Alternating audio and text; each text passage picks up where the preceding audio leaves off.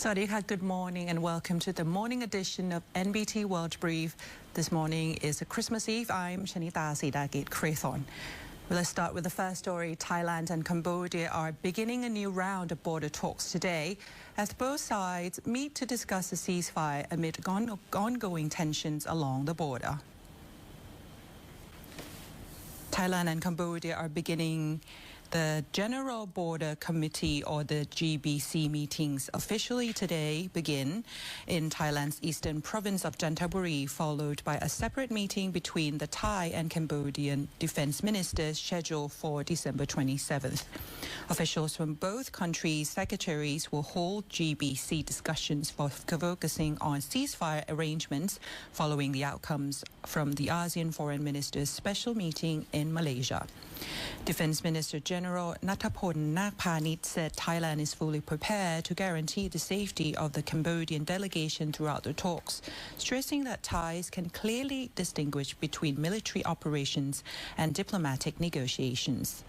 However, he said it's still too early to say when a ceasefire could take place, noting that as long as Cambodian forces continue shelling Thai territory, Thailand must respond proportionately in self-defense.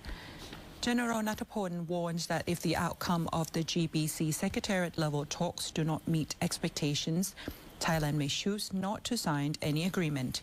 He said Thailand has clear evidence that Cambodia violated the Ottawa Convention, including the alleged use of anti-personnel landmines, military deployments at disputed temple sites, and the use of civilian areas such as launch points for rocket fire. He added that Thailand has exercised restraint and followed diplomatic channels, but ongoing attacks and a lack of sincerity have left Thailand with no choice but to defend its sovereignty, acknowledging that Cambodia's lobbying efforts have affected international perceptions. Meanwhile, the Prime Minister Anutin Charnvirakul reaffirmed that Thailand has never initiated aggression, saying that Thai actions along the border are purely defensive and aimed at protecting national sovereignty. He expressed confidence that the international community will understand Thailand's position.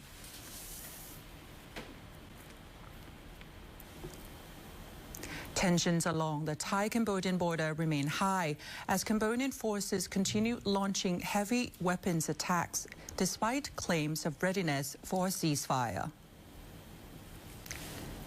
Despite Cambodia telling the international community it is ready to cease fire, Thai authorities said BM-21 rockets have continued to hit civilian areas.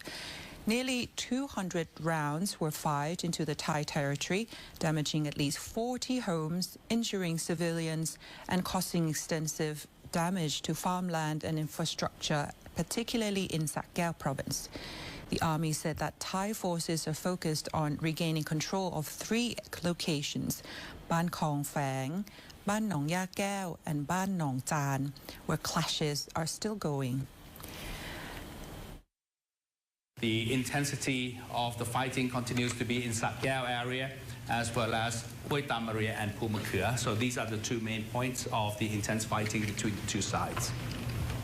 Of all the areas affected, 51 areas have been heavily affected by the fighting and the firing of the Cambodian heavy weapons into Thai territory, affecting indeed a lot of people in various areas. The Defense Ministry reiterated 5 actions by Cambodia that Thailand says violate international law, including the alleged use of anti-personnel landmines, military use of historic sites, firing heavy weapons from civilian areas, storing weapons in civilian buildings, and using civilians as human shields. The Public Health Ministry reports 7 additional civilian injuries from the latest attacks in Sakeo. 5 people remain hospitalized, with 1 in critical condition. The army has also confirmed the death of a Thai soldier killed while defending national sovereignty in Sakeo province, with full honors and support pledged to his family.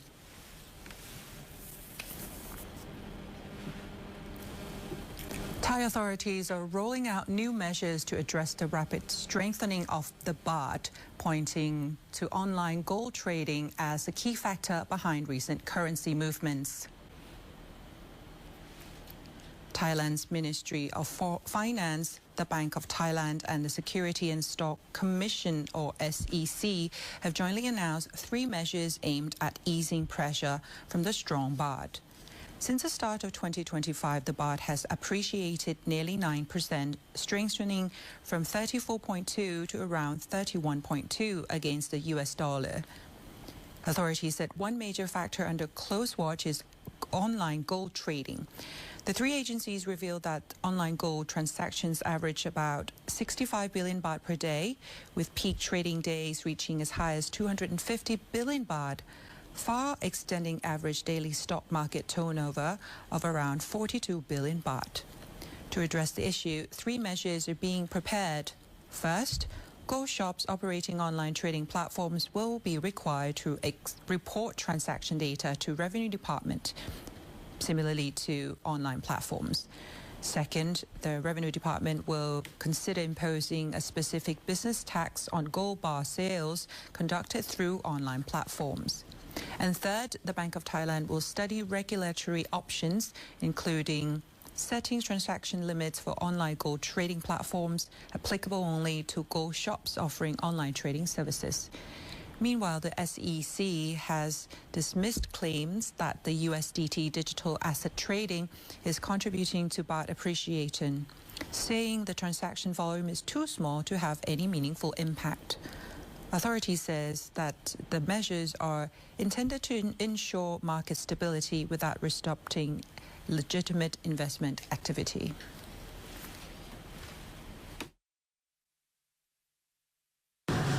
สิ่งที่วันนี้เราพยายามทำเราก็ไม่ได้กำกับธุรกิจทองคำนะเรากำกับธุรกรรมทองคำที่มันไปซื้อขายแล้วมีผลต่ออัตราแลกเปลี่ยนแต่มันจะไม่กระทบกับรายย่อยที่ซื้อผ่านร้านค้าไม่กระทบกับการทำธุรกิจปกติส่งออกนำเข้าทองที่มาใช้ในธุรกิจทองคำหรือจิวเวลรี่ไม่กระทบกับคนที่จะมาซื้อขายทองคำผ่านแพลตฟอร์มเล็กๆน้อยๆแบบที่พวกเราทำกันแต่มันจะมีกลุ่มหนึ่งที่เราเชื่อว่าซื้อขายหลายร้อยล้านหลายพันล้านต่อวันอันนี้เป็นสิ่งที่เราจะเข้าไปดูแลกำกับกัน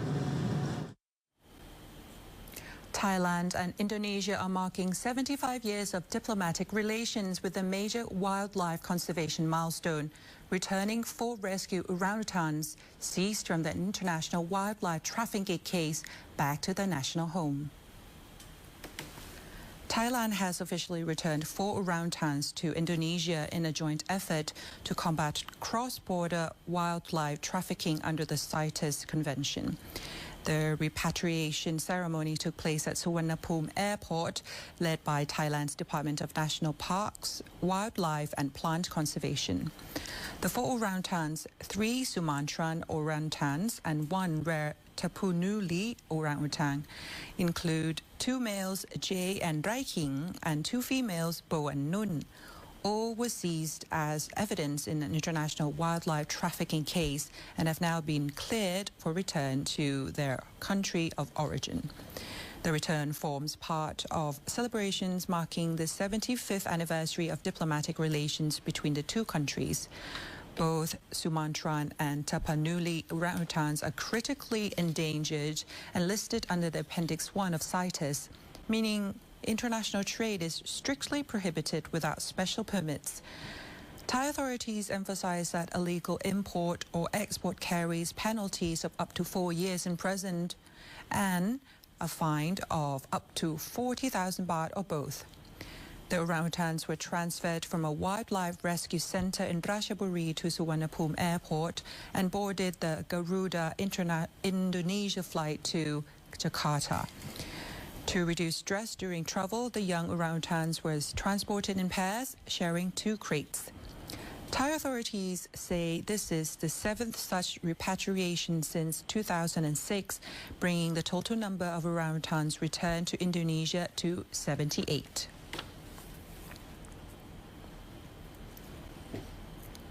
Nakhon Phanom is rolling out a warm welcome this winter, visiting visitors to celebrate culture light and the Nakhon Riverside at Nakhon Phanom Winter Festival 2026.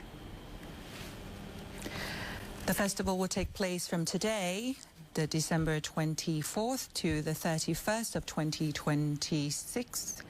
along the Mekong River in Nakhon, PHANOM municipality, marking the year-end holiday season and welcoming the new year while boosting local tourism and the economy. Visitors can enjoy beautifully illuminated decorations and creative landmarks across 9 key check-in points, highlighting the province's identity, history and rich cultural heritage. The light displays stretch along historic sites and Mekong riverside areas, reflecting the city's unique multicultural character shaped by Buddhist, Christian, Thai Chinese and Thai Vietnamese communities. Highlights include century-old architecture such as St. Anna's Cathedral and the former Governor's Residence Museum, alongside scenic riverside light displays in the cool winter atmosphere. The festival also showcases cultural landmarks such as the Vietnamese Memorial Clock Tower, zones celebrating Thai Chinese heritage and exhibits representing 9 ethnic groups and 2 nationalities. Major attractions include a Million Light Tunnel, crystal celebrations and star parades, the giant Mekong River Eye Ferris Wheel, city tram tours, merit-making activities, and the New Year's Eve countdown by the Mekong. And that wraps up our morning news report. Stay tuned for the more development and more stories. Simply scan the QR code on your screen to access full of our coverage across all media platforms. Until next time, I'm Shanita Sidakit Craythorn. สวัสดีค่ะ